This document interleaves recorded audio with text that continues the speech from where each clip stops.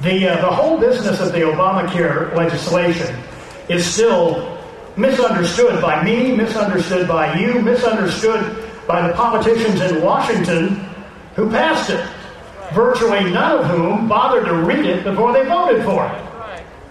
But until the day arrives when the effects of Obamacare can be repealed, overturned, done away with, kaput forever, there are many questions that remain about it. Let me introduce to you gentlemen who speak for just a couple of minutes about what it may mean for you and your health insurance. His name is Ben Howell, and he is with One Source Services. Ben, come on up. Greetings, fellow mobsters. It is an honor to speak to you and share with you my experience over the last 2 years in facing up to the Dems takeover bill, defending the insurance industry that has been so drastically maligned, and to highlight a few things in regards to the new law. You may refer to my website, healthcoverages.com, periodically for rulings as they come out and for updates. Approximately 2 years ago, I attended a roundtable discussion in Spartanburg with about 5 others to provide input into what the legislation should have in it. The report was supposed to go to Tom Daschle. I was shocked to hear a malpractice lawyer there state that the only way to curb health care costs was to restrict care in the latter years of life, where 50% of the health care costs were. A nurse there gasped, "You mean do them in?" He said, "Yes, that's exactly what I mean. That's the only way to cut costs," he said.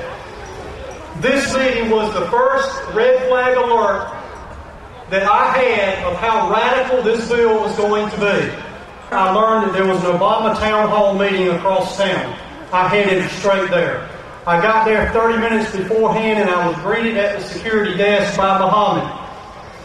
Muhammad's told me that there was not an Obama town hall meeting there that day, and I insisted that I knew there was. He finally admitted that the people there had been pre-selected by invitation and had been in rehearsals for 3 hours. The Secret Service wanted to know why I was there to ask Obama questions.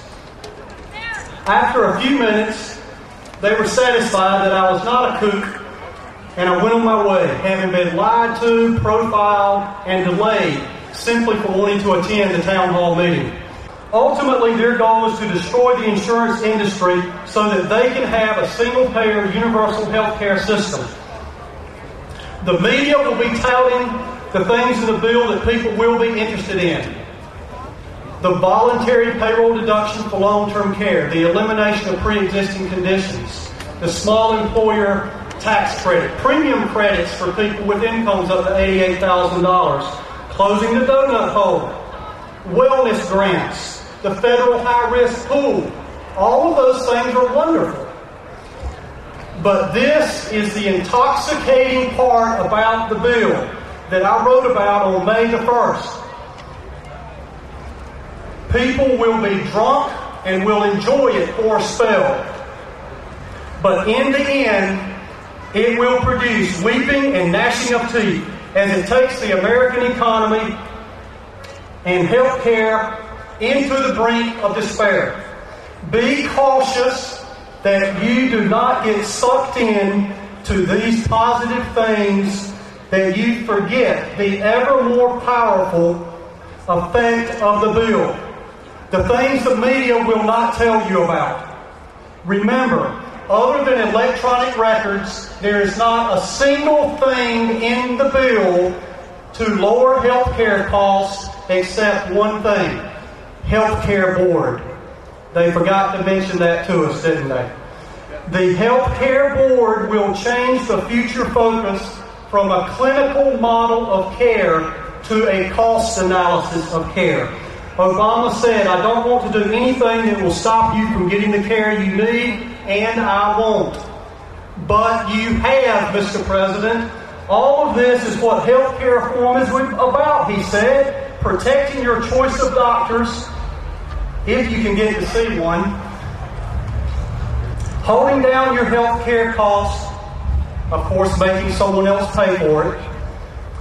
Improving the care that you receive, he said. They will let you down slowly. And that is what health care reform will mean to folks on Medicare. The bottom line is rationing of care, especially those who are the oldest and the sickest. At that AARP town hall meeting that I went to, Barry Rand said that AARP did not endorse the bill. Yet on their website for months, that's exactly what they did. Why? Because they stand to profit from the bill. They would be an entity in the new exchange, and they would receive millions of dollars of grants. If you have AARP, I hope you will not renew your membership. Finally, Obama, Pelosi, and Reid have for the better part of a year been on the attack against insurance carriers. These attacks weaken our nation's economic health by putting distrust and fear into people's minds and causing them to doubt the integrity of their insurance policy. This can undermine one taking necessary action to secure or keep important insurance, such as long-term care, disability, health insurance, life insurance. Let's state some facts. Health carriers cannot cancel your policy because of a claim. Obama, they do not jack up rates arbitrarily. Premiums are reflective of the cost of health care, which is a dire problem. Restoring people's dignity, income, and lifestyle when the loss of life or health or property occurs, that's insurance. The cost of health care is not the payer's fault. It is a systemic failure brought on by defensive medicine and uncompensated care. Carriers pay out over $3 million every day on claims. In conclusion, despite our best efforts over the last year, ObamaCare got passed into law. I say to the Dems and to Obama, we are not scared of you. We know you are liars. And we say, bring it on. Face up in November. Look what you have done to our country.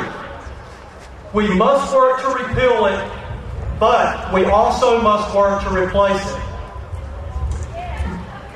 No. Stay the course.